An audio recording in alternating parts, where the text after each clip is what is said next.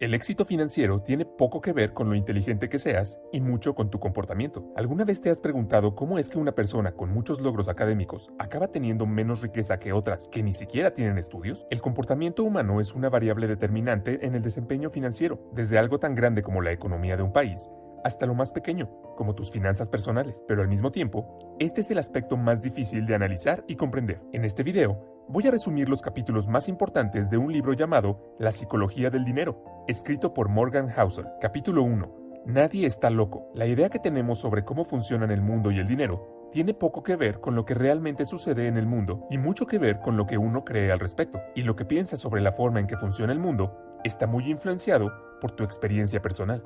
Y tus experiencias personales dependen de tu contexto inmediato. Por ejemplo, es muy probable que una persona que vive en un país con una crisis inflacionaria haya tenido experiencias negativas con el ahorro y, por tanto, tenga la necesidad de gastar todo lo que gana en el menor tiempo posible. Sin embargo, alguien que vive en un país con una moneda estable piensa de manera diferente sobre el ahorro y tiene una perspectiva más optimista al respecto. Es así como dos personas igualmente inteligentes pueden diferir sobre cómo ahorrar e invertir dinero para multiplicar la riqueza. Un profesional promedio en Australia antes de la crisis pandémica no podía entender realmente a las personas de otras latitudes que han experimentado muchas crisis económicas en sus vidas. Puede conocer los números y analizar los datos y las estadísticas, pero nunca tendrá la experiencia personal. Cada decisión que las personas toman con su dinero está justificada por la información que tienen en ese momento y está conectada a su modelo mental único de cómo funciona el mundo. Parece que todos hacemos locuras con nuestro dinero, pero nadie está loco. Nuestras decisiones monetarias se basan en experiencias únicas que solo pueden tener sentido para nosotros en un momento dado. Capítulo 2. La suerte y el riesgo. Si entrevistas a empresarios exitosos para preguntarles sobre su éxito, seguramente hablarán de trabajo duro y mucho sacrificio. Esa es la forma en la que explicarían su éxito. Y aunque esto es cierto para ellos, la otra cara de la moneda es que hay variables incalculables e invisibles que pueden ser determinantes: la suerte y el riesgo. Los resultados que obtendrás en tu vida estarán gobernados por fuerzas que están más allá de tu esfuerzo individual. No me malinterpretes. Esto no significa que no tengas que intentarlo. Esto significa que el esfuerzo no es el único ingrediente del éxito. Por ejemplo, mucha gente habla del éxito empresarial y la innovación de Bill Gates. Incluso hay quienes lo utilizan como ejemplo a seguir. Pero Bill Gates estudió en Lakeside, una escuela privada de élite en Seattle. Esta fue la única escuela con una computadora en la década de 1960, el modelo Teletipo 33. Esto influyó mucho en los intereses de Bill Gates en la informática. Incluso obtuvo permiso de las clases de matemáticas para poder seguir su interés en la informática. El propio Bill Gates admitió que si no hubiera podido estudiar en una escuela como Lakeside, no habría existido Microsoft. Gates no era el único estudiante brillante de la escuela. Con él estaban Paul Allen y Kent Evans. Eran amigos. Cualquiera hubiera pensado que los tres estaban destinados al éxito. Pero Kent Evans murió prematuramente en un accidente antes de graduarse. Como puedes ver, hubo eventos determinantes en su destino que no estaban bajo su control. Vemos los resultados, pero no vemos la complejidad detrás de ellos. Ese también es el caso del riesgo. No somos capaces de medir los riesgos que asumieron los grandes inversores. No sabemos cuánto riesgo asumió ese inversor con esa empresa que hoy tiene éxito. Desconocemos las deudas que adquirió este exitoso empresario apostando al futuro al inicio de su negocio. Este no es un problema sencillo. La dificultad para identificar qué se debe a la suerte, qué se debe a la habilidad y qué es el riesgo es uno de los mayores problemas que enfrentamos cuando tratamos de aprender sobre la mejor manera de decidir sobre nuestro dinero. El autor da 3 lecciones que podemos aprender de esta realidad. 1. No todo el éxito se debe al trabajo duro y no todo el fracaso se debe a la pereza. Ten esto en cuenta cuando juzgues a los demás y cuando te juzgues a ti mismo. 2. No mires casos excepcionales ni tomes ejemplos extremos. Cuanto más excepcional sea el resultado, menos aplicable será, porque es muy probable que los resultados extremos se hayan visto influidos por casos extremos de suerte o riesgo. 3. Nada es tan bueno o tan malo como parece. Asumir el papel que juegan la suerte y el riesgo en los resultados que obtengamos nos ayudará a perdonarnos y dejar espacio para seguir intentándolo hasta que el juego esté a nuestro favor. Capítulo 3. Nunca lo suficiente. Cuando los ricos hacen locuras. Mucha gente quiere hacerse rica, pero esto es muy abstracto.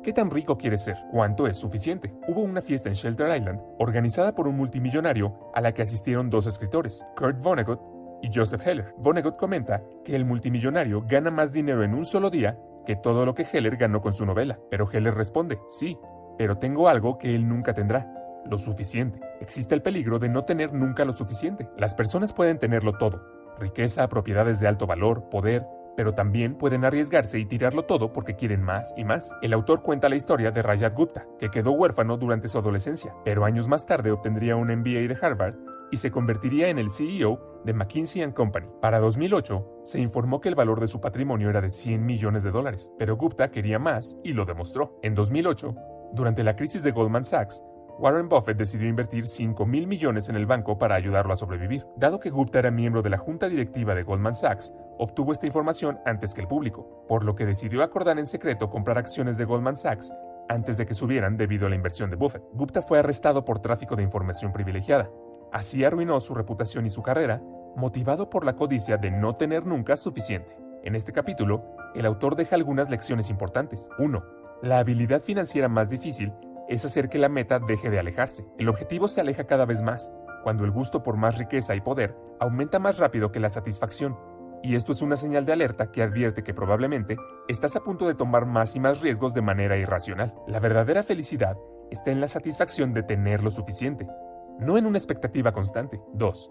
La comparación social es el problema. Compararte con los demás es una tortura innecesaria que debes evitar. Siempre habrá alguien que obtenga mejores resultados que tú. Siempre habrá alguien más arriba en la escalera. Compararse con ellos te robará la alegría. Corre tu propia carrera. 3. Hay muchas cosas que no vale la pena arriesgar, independientemente de la ganancia potencial. La reputación no tiene precio. La libertad y la independencia no tienen precio. La familia y los amigos no tienen precio.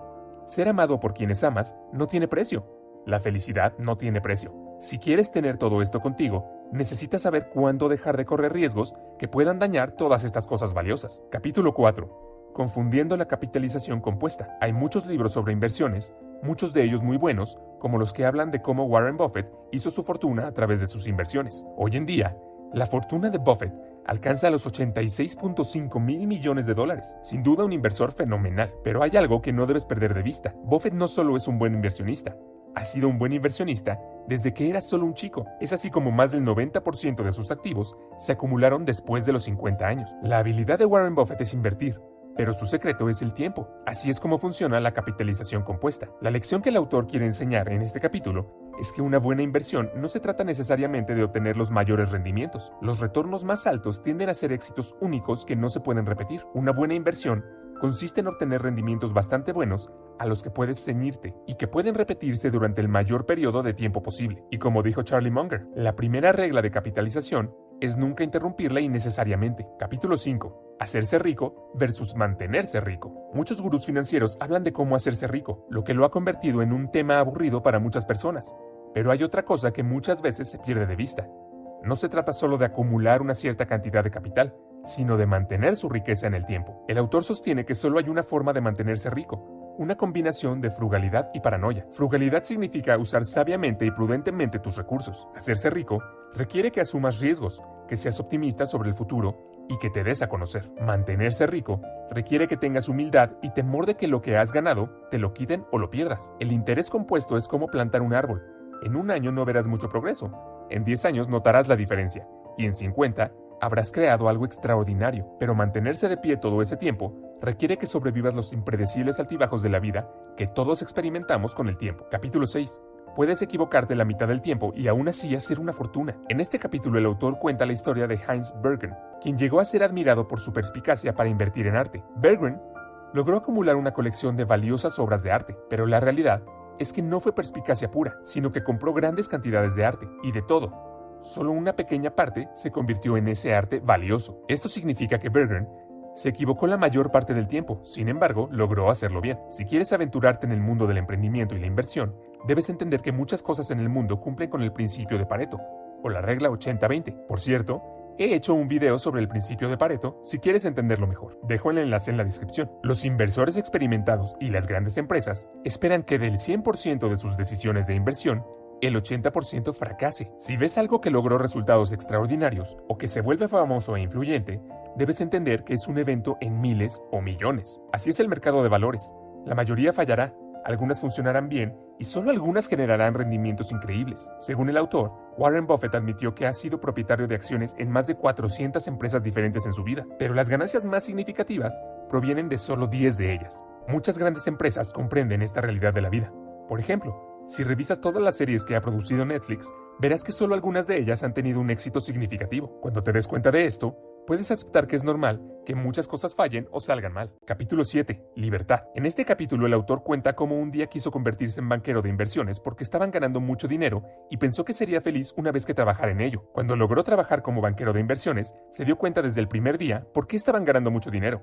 Trabajaban más duro y durante más horas controladas de las que cualquier ser humano podría soportar. El autor dice que, aunque en ese trabajo se sentía importante y estaba bien remunerado, llegó un momento en que ya no toleraba haberse convertido en un esclavo de su jefe, ya que se veía obligado a trabajar cada segundo del día. Esto los convirtió en los días más miserables de su vida. No pudo trabajar así durante más de un mes. Trabajar en algo que te encanta hacer durante horas que no puedes controlar puede convertirse en algo que odias. No importa cuánto ames tu actividad, si se convierte en algo que toma el control de tu tiempo, terminarás odiándola. La forma más elevada de riqueza es la capacidad para despertar cada mañana y decir, puedo hacer lo que quiera hoy. Oímos todo el tiempo a las personas decir que quieren ser felices, pero la felicidad es compleja, porque todos somos diferentes.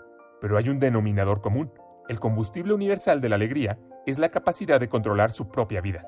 Existen oportunidades tentadoras para hacer dinero, pero muchas son trampas de las que puede ser difícil escapar. No caigas en el ciclo interminable de ganar más al perder uno de tus valores más preciados, la libertad, la capacidad de hacer lo que quieras, cuando quieras, con quien quieras, durante el tiempo que quieras, no tiene precio. Capítulo 9. La riqueza es lo que no ves. Alguien puede parecer rico, pero es imposible saberlo con certeza a primera vista.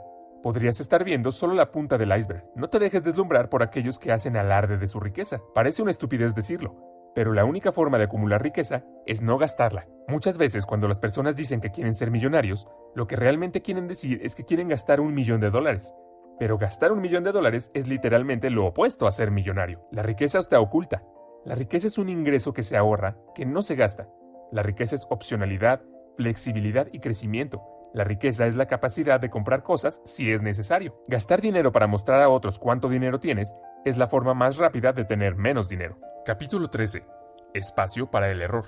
Si no puedes imaginar la posibilidad de tu fracaso, fracasarás, porque el verdadero fracaso vendrá cuando no sepas afrontar un retroceso en tu emprendimiento e inversiones. ¿Cómo enfrentas la adversidad si nunca consideraste la posibilidad ni te preparaste para ella? Poner todos tus huevos en una canasta de inversión significa que te arriesgas demasiado al apostar en una sola opción. Si no amplías tu cartera de inversiones, significa que no estás dejando margen de error. Es decir, no estarás preparado para un resultado adverso, y ese es el verdadero fracaso. Si algo se puede romper, se romperá. Entonces, si pones muchas cosas en función del desempeño de una sola, estás contando los días para la catástrofe. Uno de los mayores errores con el dinero es depender únicamente del salario para financiar las necesidades de gastos a corto plazo, sin ahorros que te protejan de gastos inesperados en el futuro. Nos gusta pensar que estamos ahorrando para algo seguro, como comprar un coche o para la jubilación, pero la realidad es que no sabemos qué pasará mañana y no sabemos con certeza dónde gastaremos nuestros ahorros. Esto no significa que no debas planificar. Significa que debes dejar margen para el error al planificar. Capítulo 14. Cambiarás. La planificación a largo plazo parece más fácil de lo que realmente es, porque todo cambia con el tiempo. Tú y yo cambiaremos en 10 años. El mundo también cambiará. Esto no debe ser un impedimento para hacer planes de futuro, sino una advertencia que te ayuda a hacerlo con la prudencia y sabiduría necesarias para evitar arrepentimientos futuros. El autor cuenta la historia de un amigo que durante su adolescencia siempre dijo que soñaba con ser médico.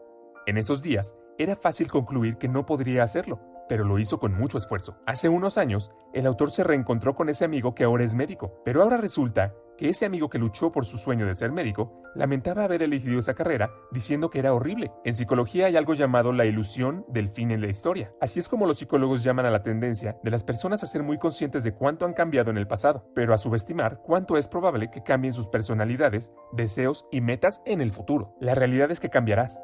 Nunca dejarás de hacerlo. Lo mismo ocurre con tu contexto. Cambiará y las decisiones que parecían correctas en el pasado pueden terminar pareciendo locas en el futuro. Piensa en esto cuando llegue el momento de planificar tus finanzas a largo plazo. Capítulo 15. Nada es gratis. Todo tiene un precio, pero no todos los precios aparecen en las etiquetas. La clave para tomar decisiones financieras es averiguar cuál es ese precio y si estás dispuesto a pagarlo. ¿Cuál es el precio del éxito? ¿Estás dispuesto a pagarlo? Antes de tomar la decisión, considera que la mayoría de las cosas son más fáciles en teoría que en la práctica. Para tener éxito como inversor, tendrás que pagar un precio, pero ese precio no lo pagarás con dinero, lo pagarás con incertidumbre, duda y miedo relacionado con la volatilidad del mercado. Tus ganancias de inversión no son gratuitas y nunca lo serán. La volatilidad y la incertidumbre son el costo de admisión y las tarifas a pagar en ese mundo. El secreto es aceptarlo, y aceptarlo como parte del trato, y convencerte de que el precio lo vale. ¿Quieres empezar algo? Averigua cuál es el precio y págalo. Capítulo 16. Tú y yo. Tú y yo tenemos diferentes agendas. y nuestras agendas están diseñadas desde nuestra visión del mundo, impulsadas por nuestros propios incentivos. Tómalo como una advertencia cuando sigas los consejos o los pasos de otros. A lo largo de la historia, se han producido muchas burbujas financieras que han causado un daño inconmensurable a la riqueza de muchos inversores y han arruinado familias enteras. Un denominador común en todas estas burbujas financieras son aquellos inversores que siguen inconscientemente las señales de otros inversores que están jugando a un juego diferente al suyo y caen inevitablemente en una trampa. Los inversores a largo plazo y los inversores a corto plazo tienen diferentes agendas. Ten cuidado con esto cuando tomes decisiones de inversión basadas en los pasos de otras personas. Ante esto, el autor recomienda hacer todo lo posible para identificar a qué juego estás jugando. Cada inversor debe elegir una estrategia que tenga las mejores posibilidades de cumplir con éxito sus objetivos. Capítulo 17. La seducción del pesimismo. ¿Has notado que muchas personas parecen mostrar mucho interés por los trágicos mensajes de los profetas del desastre? Es como si a la gente le gustara escuchar que el mundo se está yendo al infierno. El pesimismo está a la orden del día. Esto se debe a que el pesimismo suena más inteligente. El autor menciona el momento en el que The Wall Street Journal publicó un artículo escrito por un profesor ruso llamado Igor Panarin. El artículo parecía la sinopsis de una película distópica, advirtiendo literalmente que para 2010, Estados Unidos de América estaría dividido. Alaska quedaría bajo el control ruso, California se convertiría en la República de California y estaría bajo la influencia china. Y así sucesivamente. Otras profecías apocalípticas. Este artículo fue increíblemente publicado en la portada de un periódico tan prestigioso. El pesimismo es natural y evolutivo, ya que aquellos organismos que tratan las amenazas como algo urgente tienen más probabilidades de sobrevivir y reproducirse. Sin embargo, el optimismo es la mejor apuesta para la mayoría de las personas porque el mundo siempre ha tendido a mejorar para la mayoría de las personas la mayor parte del tiempo. La realidad es que el deseo de sobrevivir y la búsqueda de ganancias llevan a las personas a buscar soluciones en medio de la adversidad. En un contexto de necesidad, aparecerá la innovación, porque la necesidad es la madre de toda innovación. Imagina que estás en Japón pocos días después de haber sido destruido por la derrota en la Segunda Guerra Mundial, y lees un artículo que dice que Japón se convertirá en una de las principales economías del mundo. ¿Qué pensarías? Tal vez lo creas, o tal vez lo veas como un cliché optimista, pero se hizo realidad.